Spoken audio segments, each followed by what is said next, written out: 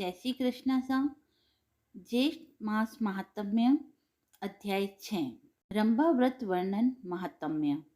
पार्वती जी कहने लगी कि हे प्रभु, इस व्रत का पूर्ण फल क्या है, कृपा करके बतलाइए।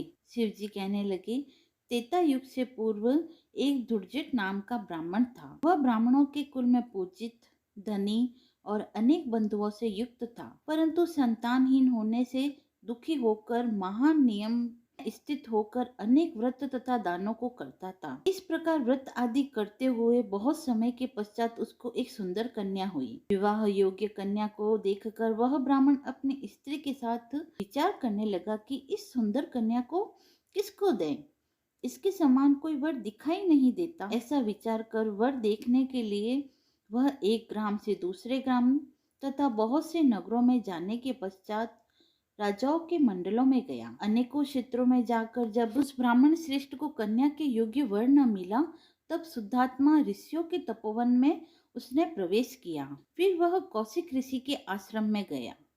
वहां पर उन्हें एक श्रेष्ठ ब्राह्मण दिखा। उसका नाम शिव शर्मा था और उसके माता पिता नहीं थे। उसका दूसरा प्रसिद्ध नाम रूपराशि था। समस्त भूमंडल में उसके जैसा रूपवान और कोई नहीं था। इसी कारण से ऋषियों ने उसका नाम रूपराशि रख दिया था। दुर्जट ने उन ऋषियों के पास जाकर अपना आशय प्रकट किया। ऋषियों द्वारा विवाह प्रस्ताव का अनुमोदन करने पर वह शिव शर्मा को साथ लेकर हर्ष से प्रफुल्लित होकर नगर को आया और समस्त बंधुओं को एकत्र करके कन्या का विवाह शिव शर्मा के साथ कर दिया।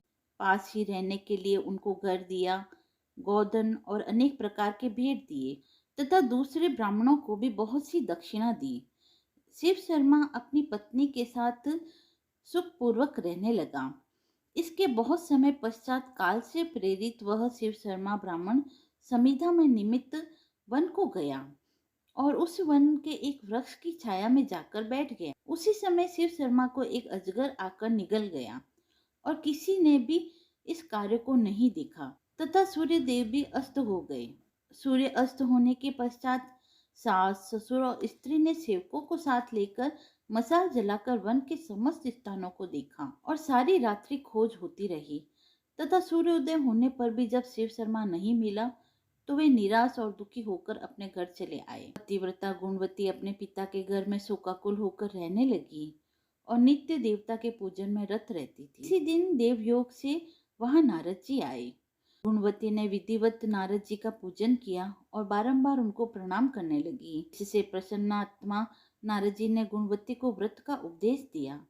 नारद जी कहने लगे कि हे भद्रे, तुम ज्येष्ठ मास में पवित्र रंभा व्रत को करो और विधान भक्ति स्वरूप देव का पूजन करो तथा हे अंधे, अनन्य मन से जीवन पर्यंत इस व्रत को करो।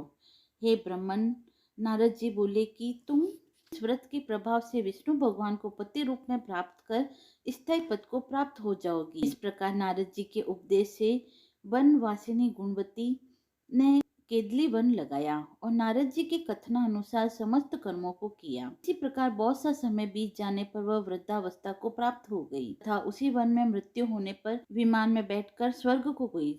जन्मांतर में उस व्रत की पुण्य राशि से भगवान विष्णु की वल्लभा तुलसी हुई। विष्णु भगवान को तुलसी से अधिक और कुछ भी प्रिय नहीं है।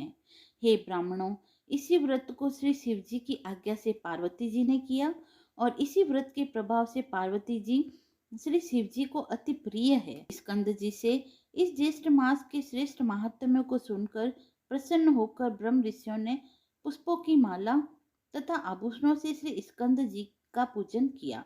जो स्कंद जी पार्वती के आनंद कंद और 6 मुखों को धारण करने वाले हैं। इति श्री ज्येष्ठ मास महात्म्य रंभा व्रत महात्म्य वर्णन 6ठा अध्याय समाप्त हुआ। धन्यवाद।